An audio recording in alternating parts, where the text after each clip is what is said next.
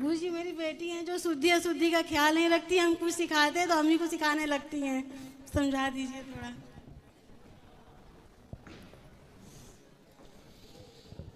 राधे राधे गुरुजी। बताओ राधे राधे, आपकी माँ आपको क्या सिखाती हैं, फिर आप उन्हें क्या सिखा देती हैं? गुरुजी मेरा बचपन से ये रहा है कि मेरा पेट ठीक नहीं रहता है, तो शौचालय हमको 2 बार करीबन जाना रहता है।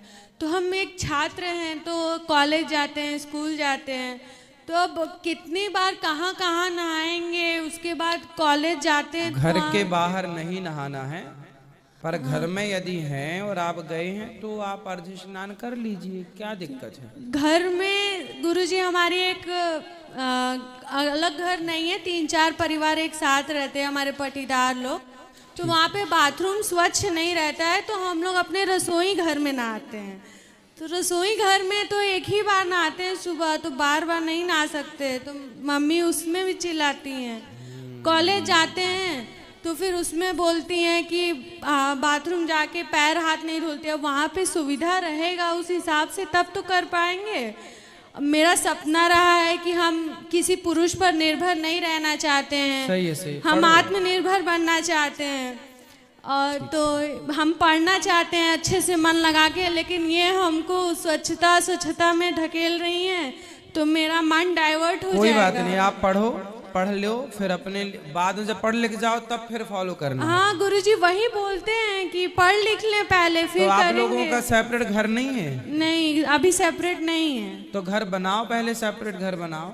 तो गुरुजी वही करना है ना, पापा वही ट्राई कर रहे हैं। पापा नहीं, पिताजी। पिताजी ट्राई कर रहे हैं। पिताजी को बोलो कि ट्राई करें जल्दी, और घर तो होना चाहिए। भगवान से हमारी प्रार्थना है, भारत में, दुनिया में, भारत में नहीं पूरी दुनिया में, भगवान सबका घर तो होना चाहिए, खुद का घर तो होना चाहिए। गुरुजी बाकी सुख हो ना हो, घर तो हो। क्यों जी, सही है। एक और प्रश्न है, क्या शादी करना जरूरी है? हम अकेले अपना जीवन व्यापन नहीं कर सकते कान्हा जी को अपना पति मानकर?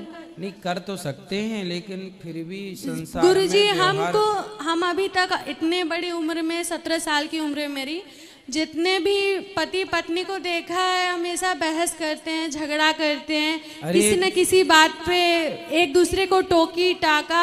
अरे बेटा, वो झगड़ा नहीं है, वो झगड़ा नहीं होता, वो उनका प्यार होता है। गुरुजी कुछ जगह प्यार है, लेकिन कुछ जगह तो सीरियस झगड़े हो जाते हैं। अरे वो आप लोगों को दिखाने के लिए, अंदर से बहुत प्यार होता, बाहर से वो झगड़ा कर लेते हैं। पति पत्नी के बीच में जो पड़े लबरा।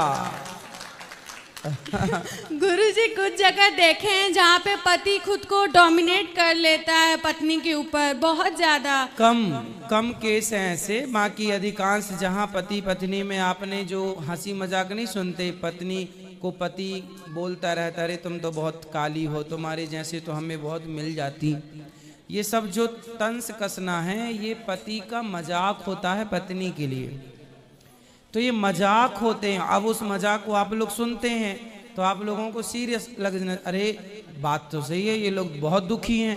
आपको बाहर से ऐसा लगेगा ये बहुत दुखी है, जबकि वो अंदर से बहुत खुश होते हैं, है ना। पति जो पत्नी रिश्तेदार होते हैं, और जो मतलब मेरा कहना ऐसा है कि एक साथी पाएंगे शादी करके, और 100 हाथी फ्री में मिलेंगे, उनको निभाना पड़ेगा जिंदगी भर। तो हम जो रिश्तेदार लोग रहते हैं, जो मुफ्त में मिल जाते हैं, कोई कुछ कहेगा, जैसे सास नहीं गुरुजी, ससुर फ्री में मिल गए। सास भी ठीक है, बाकी सब लोग ठीक है, जो और बुआ दादी लोग होती हैं, बुआ सास। हाँ, अरे बुआ सास 2-4 दिन के लिए आएगी, फिर अपने घर जाएगी, वहीं थोड़ी रहेगी। वो भी है गुरुजी, बट मेरा मानना है कि हम अपने कान्हा जी के साथ रहना चाहते हैं। अच्छा, आपको बुआ सास नहीं चाहिए मतलब? तो आपको ढूंढ देंगे ना ऐसा जो बुआ। अपने फैमिली के साथ रहना चाहते हैं सारी जिंदगी। मेरे भैया, भाई, अभी तो भैया है, कल को भौजाई आएगी तो वही आपका हाथ पकड़ के बाहर करेगी, चल। फिर भैया बोलता है रखेंगे तुम। भैया सब बोलते हैं सही, भौजाई आने दो, भैया तो फिर ठीक हो जाएंगे तब। इसलिए तो हम एनजीओ भी चलाना चाहते हैं गरीब बच्चों के लिए, तो कान्हा जी के लिए ही हम अपना जीवन समर्पित करना चाहते हैं। शादी कर लो, फिर पति के साथ एनजीओ चलाना का पति रोकेगा? पता नहीं कैसा पति। हो सकता बहुत अच्छा मिले, निगेटिव ही क्यों सोचना, पॉजिटिव भी तो सोच लो, हो सकता बहुत अच्छा मिल जाए, हम निगेटिव ही क्यों सोचें। कान्हा जी के लिए नहीं समर्पित कर सकते तो जी? कान्हा के लिए तो शादी के बाद भी समर्पण हो सकता है। क्या गृहस्थी में रह के क्या आपके माँ बाप समर्पित नहीं है कान्हा जी के लिए? वो गृहस्थ में रह के समर्पित नहीं है क्या? आपके माँ बाप की क्या दिक्कत है बताओ? कोई दिक्कत है? बढ़िया रहते हैं लोग। ये समर्पण है या नहीं प्रभु के चरणों में? तो गृहस्थी में रहकर भी समर्पित हुआ जा सकता है, इसमें क्या दिक्कत है? इसलिए विवाह करना भी पढ़ाई लिखाई करो, सेल्फ डिपेंड होना अच्छी बात है, पर बेटा गृहस्थी जरूरी है। चलो आज तो भाई है, आज माँ है, पिता है, कल को ये बूढ़े होंगे, पत्नी आएंगी, आपके भाई की भौजाई आएगी। चलो भौजाई अच्छी आ गई तब तो अच्छा है, पर 99% भौजाई और ननंद की बनती नहीं है। सुनो, दूर रहने से सब प्रेम बनता है। कोई भी संसार की ननंद भौजाई यदि साथ में है तो तू मैं होगी 99.99%। क्यों जी? बात सही है। आप कितना भी अच्छा तुम्हारा भाई हो, भाई की तरफ से गलती नहीं है, भाई भाई झगड़ा नहीं करते, देवरानी जेठानी झगड़ा करती है। फिर पुरुष वर्ग तो बदनाम यूं ही है, झगड़ा पुरुष करते ही नहीं कभी। क्यों जी? इसलिए आप तो बेटा अपनी जगह सही हो। इस उम्र में जो लड़कियां होती हैं ना, उनके मन में यही सब चल रहा होता जो आपके मन में चल रहा है, हम तो शादी नहीं करेंगे। सबको देखती है ना परेशान, अरे उसकी हमारी सहेली की शादी हुई, उसके साथ ऐसा हुआ। होता है कुछ लोगों के साथ, लेकिन अच्छा होता है। 99% लोग अच्छे हैं, 1-2% 5% आप देख लो। गुरुजी एक आखिरी प्रश्न है कि मेरी शादी के लिए एक आदर्श उम्र क्या है? अब सरकार ने तो फिक्स कर दी 21 साल, लेकिन 21 साल तक पढ़ाई करते करते बीत जाएगा तो फिर। सुनो, शादी के बाद भी तो पढ़ा जा सकता है ना बेटा। नहीं गुरुजी, जहाँ तक मैंने देखा है रोक दिया जाता है। कौन रोक देता है? मेरी पत्नी है, मेरी पत्नी आज मेरे शादी के 13 वर्ष हो गए, आज भी मेरी पत्नी पढ़ रही है, अभी PhD की तैयारी चल रही है उसकी। गुरुजी लेकिन 13 साल बाद भी मैं पढ़ा रहा हूँ। अक्सर देखा गया है कि सब लोग रोक देखते हैं। सब लोग नहीं, सब नहीं, हम तो नहीं रोके। 13 हमारी पत्नी जब हमारा विवाह हुआ था तब हमारी धर्म पत्नी कॉलेज में प्रवेश की थी, फर्स्ट ईयर।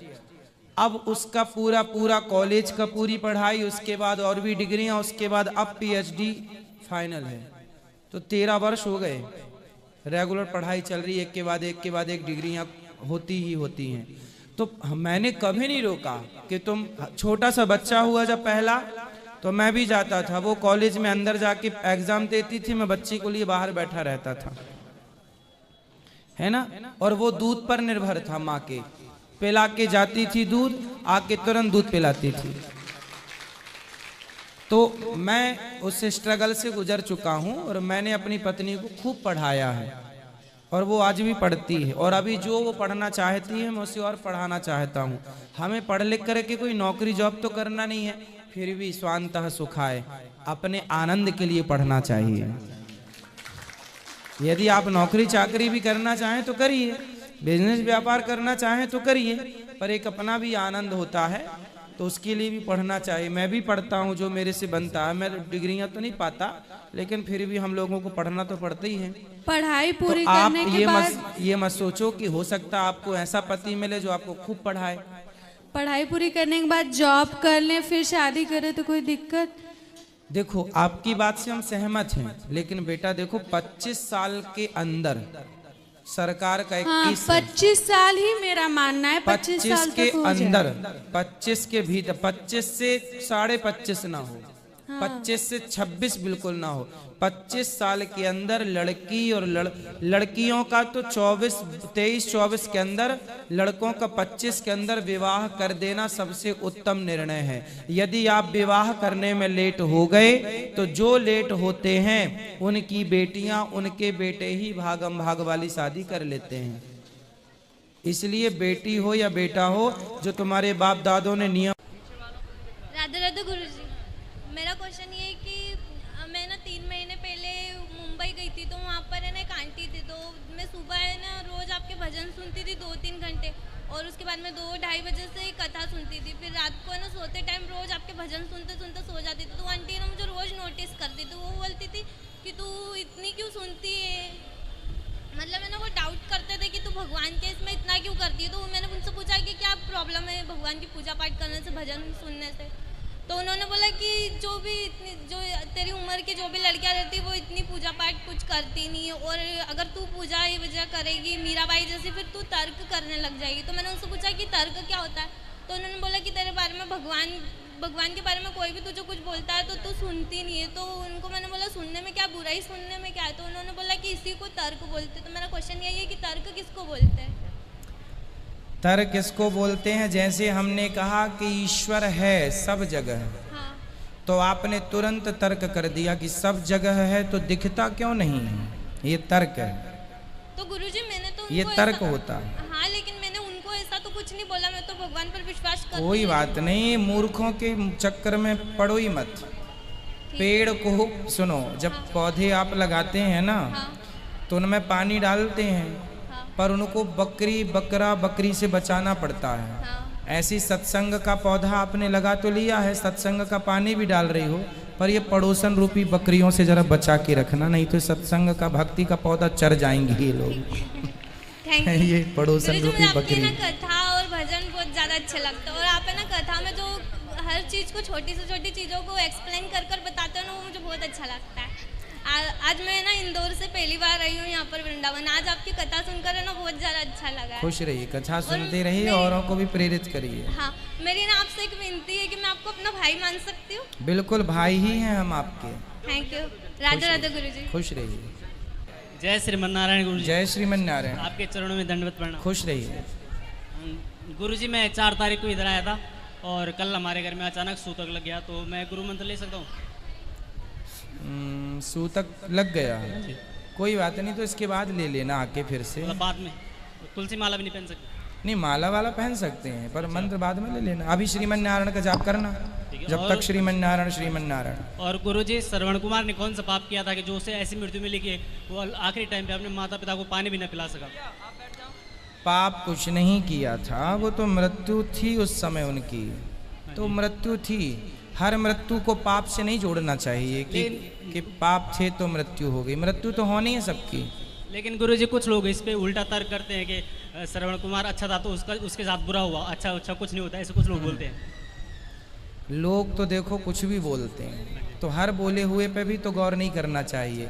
कुत्ते बहुत भौंकते हैं, तो आप कुत्तों के संग कब तक लड़ेंगे? क्यों भौंकता है तू? भौंकते रहेंगे, इसलिए हर बात को नोट नहीं करना चाहिए। मेरे परिवार की तरफ से आपको राधे राधे। खुश रहिए, खुश रहिए।